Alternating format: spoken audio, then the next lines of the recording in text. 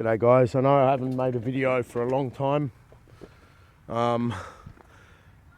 Me making videos, it's kind of connected to sort of how, not how happy I am, but like, yeah, it's connected to something, but I'm back. So, well, now I'm not saying to do this. Years ago we used to just extend the length of the boost hose on cars, but like, I thought, no, I'm not going to do that, but bloody hell I did, and it's mad. Like, that blue hose is just drinking water hose from a, you know, when you connect your fridge to a filter or whatever. But oh man, like at first the car didn't run well. Like, it did not respond nicely to it. It was just like, it couldn't have been my imagination. It was just not going well. And then the next morning, it's like, woo! So it's under the cover. There's this cover there. And I only did it temporarily. I left the cover in the boot with the screws in the trunk. But what it does is, and the thing is, we used to delay, what it does is it delays the boost to the wastegate. And we used to make it so much longer. The engine I was doing it on was like a Skyline straight 6. And I recall clearly the hose would have been 6 times that length, or 5 times. Now, I Googled extending wastegate actuator hose and whatever, and I didn't get much. But I did get one guy that he was talking about the engine that I used to work on, funny enough.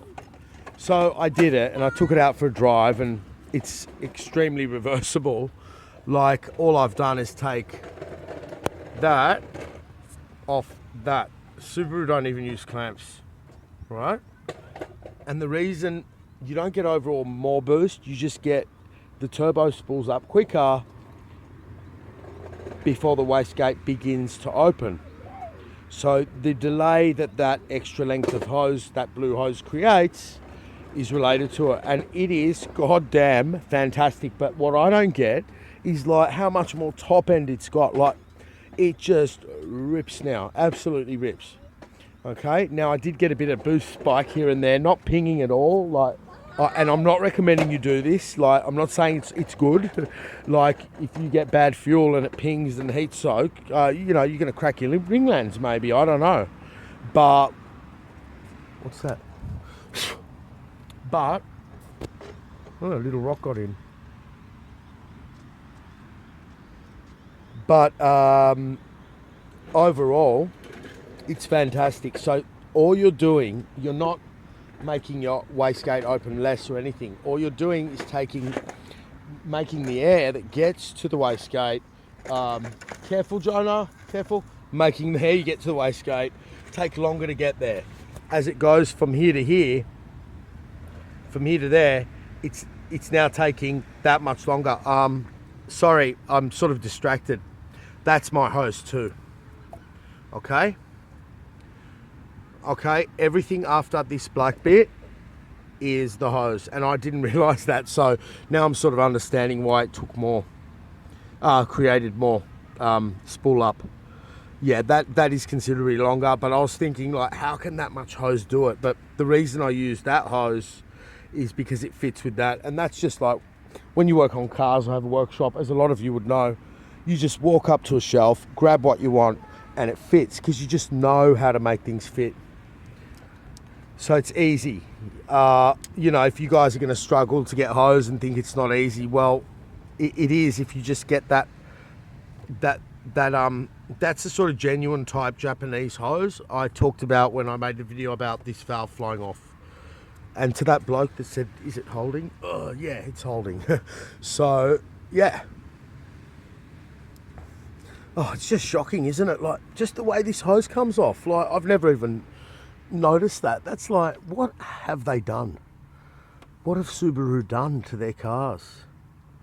Look. What have they done? That's going to have to get a clamp. That's just blow-by hose, I'm assuming.